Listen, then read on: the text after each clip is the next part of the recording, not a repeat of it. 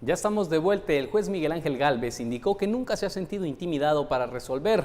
Así lo indicó en una entrevista que concedió a Noticiero Guatevisión, derivado de las amenazas que han surgido en su contra. Verónica Orantes nos tiene esta entrevista. Verónica, adelante. Gracias, buena tarde. Conversamos con el juez B de mayor riesgo, Miguel Ángel Gálvez, quien nos atendió en su oficina.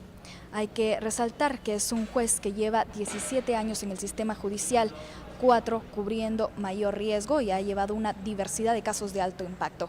En este caso, las declaraciones van en torno a la amenaza que sufrió en su contra la semana pasada. Veamos. Esto de ser juez, pues lamentablemente uno no queda bien con todas las partes. Siempre hay una parte que se queda descontenta y ahí es donde usualmente en muchos casos ha generado ciertas cuestiones para ciertas represalias para el juez.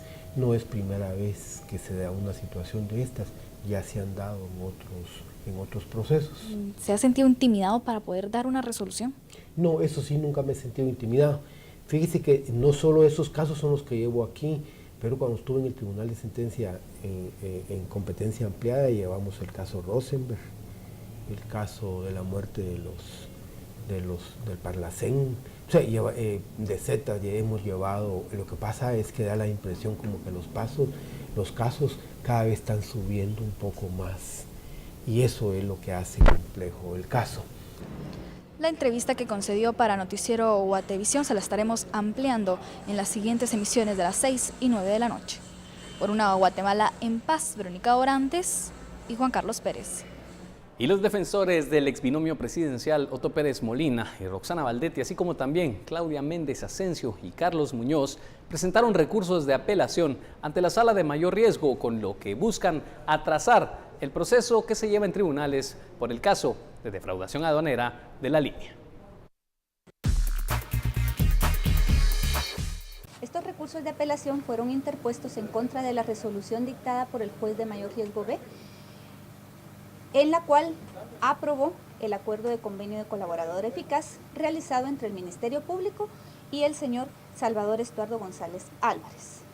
Estos recursos de apelación serán resueltos en forma escrita, tratando de respetar el plazo que para ello la ley estipula. Estos recursos de apelación solamente van a entrar a conocer los agravios que manifiestan los apelantes. No es una acción de amparo, son recursos de apelación interpuestos en contra de dicha resolución. Y lo que se pretende es de que lo que pretenden los apelantes es que se revise el auto dictado por el juez de mayor riesgo. Siempre en Torre de Tribunales continúa la diligencia judicial en el caso Creonpaz. La jueza Claudette Domínguez deberá resolver si envía a juicio a los 11 militares retirados sindicados de desapariciones forzadas en la década de los años 80. La Fiscalía de Derechos Humanos presentó 808.000 folios, así como pruebas documentales y periciales, con más de 300 testimonios de víctimas y más de 750 grupos familiares que reportaron a uno de sus miembros como desaparecido. El Comando Regional de Operaciones y Mantenimiento de Paz Creonpaz se encuentra ubicado en el departamento de Alta Verapaz.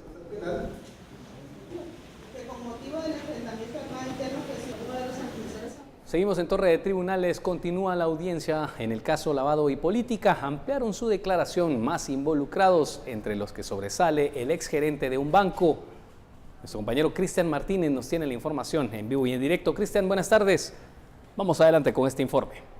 Así es, muy buenas tardes. En el caso conocido como Lavado y Política, 3 implicados más solicitaron ampliar su derecho a la declaración, en las que sobresale la señora Silvia Guevara, exgerente del Banco Regional de Jutiapa, en donde informa que muchas de las transferencias señaladas por el Ministerio Público no corresponden a su firma, por lo que cree que los documentos fueron falsificados. Esa no la puse yo, no es que yo me la haya inventado, porque sin esa operación, como les repito, la transferencia no se hubiera podido realizar.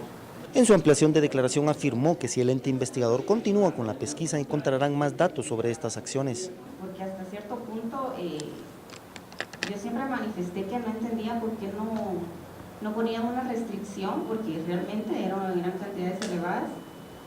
Tenía temor de un problema. Yo he sido una de las personas que entre menos problemas tenga, mejor. O sea, a mí no me gustan los problemas. Es la primera vez que tengo este. Silvia Guevara respondió al interrogatorio de la Fiscalía y de los querellantes, mientras cree que existen más personas involucradas que aún no han sido capturadas. Por una Guatemala en paz, Cristian Martínez y Emilio Artiga. Y en otros temas, después del 30 de mayo, la Contraloría General de Cuentas determinará las sanciones o reparos por hallazgos ni anomalías en el Congreso, en donde se detectó exceso de personal y pagos de salarios. Dulce Rivera.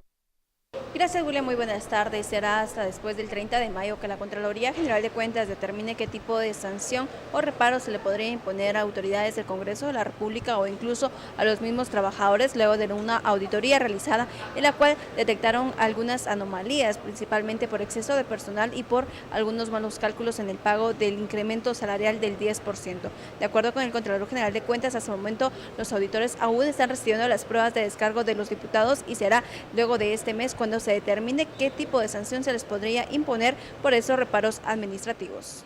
Derivado de lo que hayan finalmente decidido los auditores por el hallazgo y por las pruebas de descargo, si finalmente los auditores se decide que debe haber una formulación de cargos, eso sería un reintegro.